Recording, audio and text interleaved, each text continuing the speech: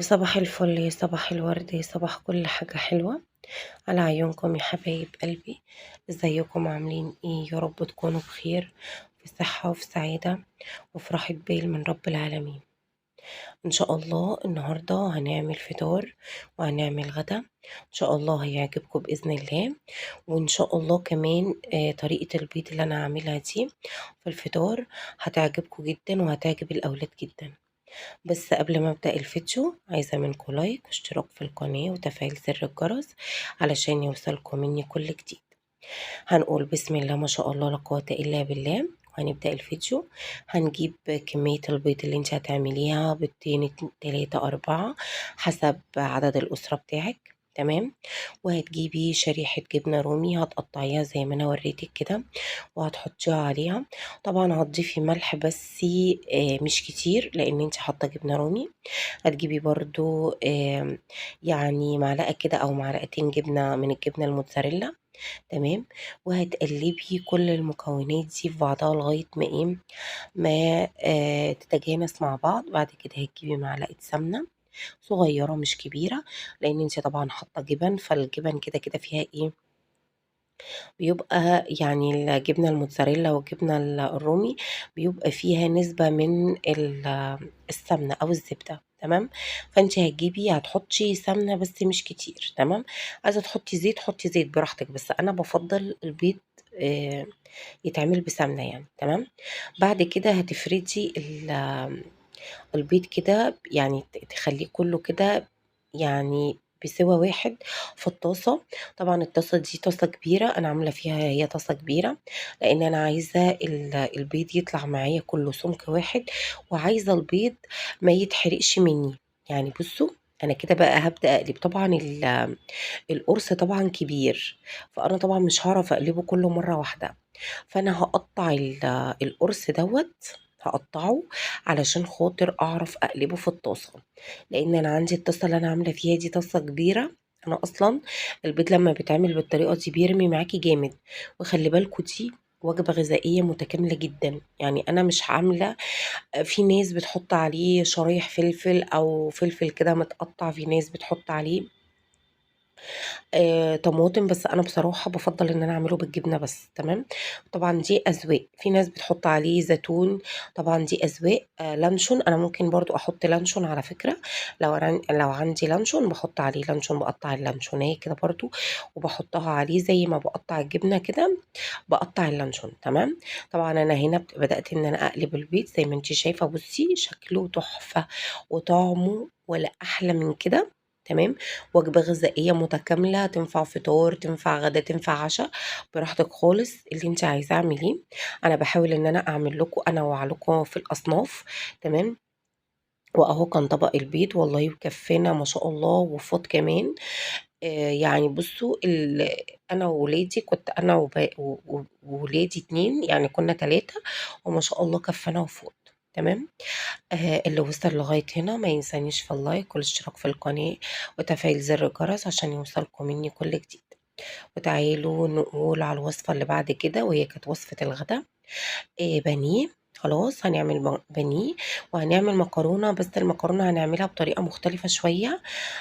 يعني هتشوفوها معايا، تمام. بصوا أول حاجة تبلنا البانيه، طبعا حطيت بابريكا، حطيت توم باودر، حطيت بصل باودر، حطيت فلفل أسمر، شوية ملح مش كتير، تمام.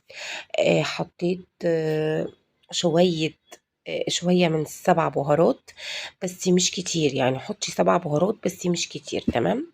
وانا كنت جايبة الجيركن دوت كيلو من الكاتشب. انا قلت كده عبوة موفرة بدل ما اني كل شوية اشتري العبوات اللي هي الصغيرة دي.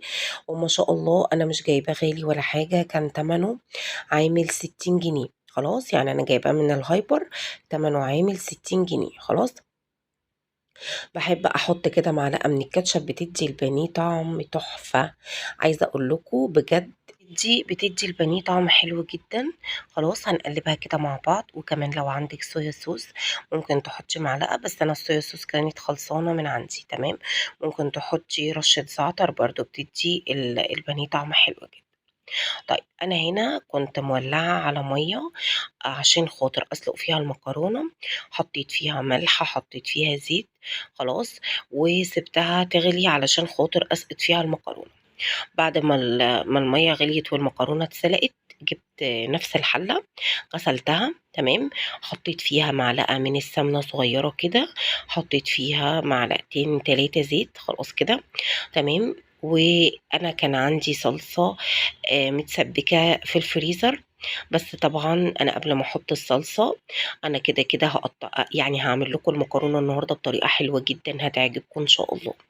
خلاص أنا كده ركنت البانيه في التتبيلة، وكده قُلت إيه أعمل المكرونة على بال ما البانيه ياخد ويدّي مع نفسه كده ويتطعم من التتبيلة. خلاص، أنا جبت بصلة قطعتها خلاص صغير كده مكعبات صغيرة، خلاص، وهاسيبها لغاية ما تحمر معايا، تصفر بقى تحمر براحتك، بس أنا يعني إيه حبيت إن أنا أدّيها لون كده إيه حلو كده، تمام. بعد كده أنا رُحت كان عندي صلصة كنت مسبّكاها في الفريزر، دول كانوا شوية عندي في التلاجة حطيتهم، والباقي كمّلته متلّج تمام. فقطعت كده من الصلصة اللي هي المجمدة عندي، وحطيتها كده تمام. غسلت معلقتين 3 حلبة، غسلت معلقتين 3 حلبة، هاقول لكم الحلبة بتدّيها ريحة وطعم زي ريحة وطعم الأندومي بالضبط تمام. مكعب مرقة خضار، مكعب مرقة خضار، وكمان هاقطّع فيها فلفل شرايح خلاص، ونُص معلقة شطة، نُص معلقة شطة تمام، ملح ونُص. أنا إيه حبيت إن أنا أضيف شوية مَيّة كده صغيّرين علشان خاطر الصلصة تفِك معايا، بس الصلصة دي كده متسبكة يعني مش هتاخد معاكِ وقت تمام. حدّقتها، حطيت ملحها، حطيت الشطة، حطيت اللي هو الفلفل اللي أنا باقول لِك عليه شرايح تمام، بس بصراحة الكاميرا فصلت منّي خلاص. فأنا هنا حطيت مكعب مرقة خضار، حطيت فلفل شرايح، وسِبتها مع نفسها تمام. بُصّوا يا حبايبي ده فيجيتار، ده فيجيتار أنا هاحط عليه دقيق، يعني أنا ما باعملش بالفيجيتار لوحده. أنا طبعًا الفيجيتار اللي هو الأكياس الكبيرة اللي هو crispy تمام، اللي أنا باحبه بصراحة دوّة، بس باضيف عليه دقيق، سواء بقى كان حامي سواء كان بارد أنا باضيف عليه دقيق. بعد ما البانيه خَد وِدّة معاكِ، جبت بيضتين حطيتهم على الكمية كلها، وصدقوني أنا مش هاستعمل الكمية دي كلها، يعني أنا الكمية بتاعة البانيه دي أنا مش هاستعملها كلها، أنا هاعمل منها على قد ما إحنا ناكل، والباقي باشيله كده بالخلطة بتاعته في التلاجة تمام، مش بيجرى له أي حاجة، باشيله في التلاجة، ممكن يقعد عندِك لغاية 5 أيام في التلاجة بالتتبيلة بتاعته، خلاص. هاطلّع هاحط هاعمل كده البانيه أهو شايفين، هابدّره طبعًا بالفيجيتار ودقيق كده تمام.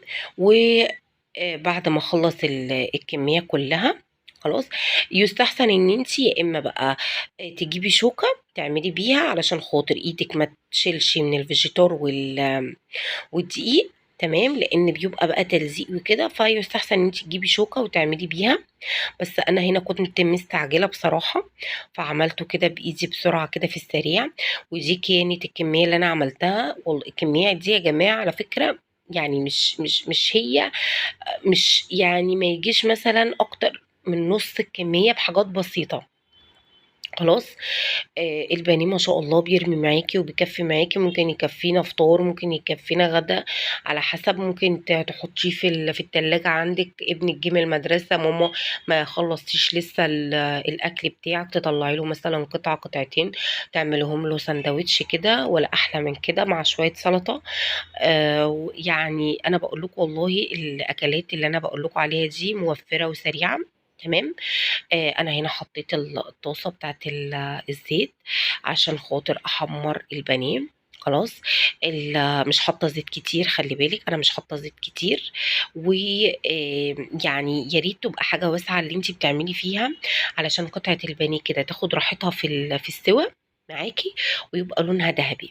ايه رأيكم بقى في الصلصة؟ شايفين؟ بصوا، زي ما انا بقول لكم، انا حطيت مكعب مرق، انا حطيت فلفل شرايح، طبعا الفلفل الشرايح باين فيها خلاص.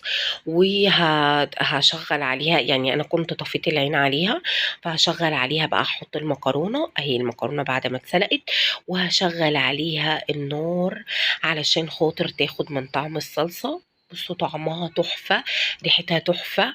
الولاد كلوا منها وانبسطوا خلاص. حتى لو فضل مثلا طبق ولا حاجه بشيله في التلاجة، تاني يوم مثلا جه حد مثلا مستعجل من بره، يا ماما عايز اكل، بسخنهوله وبياكلوا بألف هنا وشفا. تمام.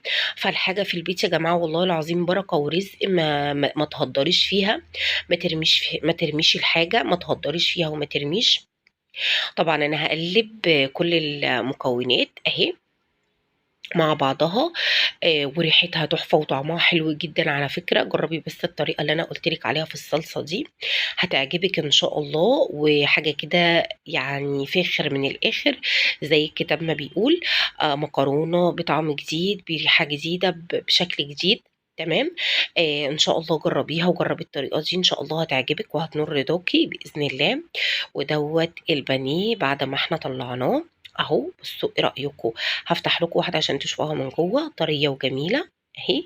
وطعمه كان تحفة بجد بجد، طعمه كان حلو جدا. والله حبيتي تضيفي عليه مية بصل ضيفي عادي. اللي وصل لغاية هنا ما ينسانيش في اللايك والاشتراك في القناة وتفعيل زر الجرس عشان يوصلكم مني كل جديد. وده كان شكل المكرونة بتاعتنا، واشوفكم على خير. باي باي، مع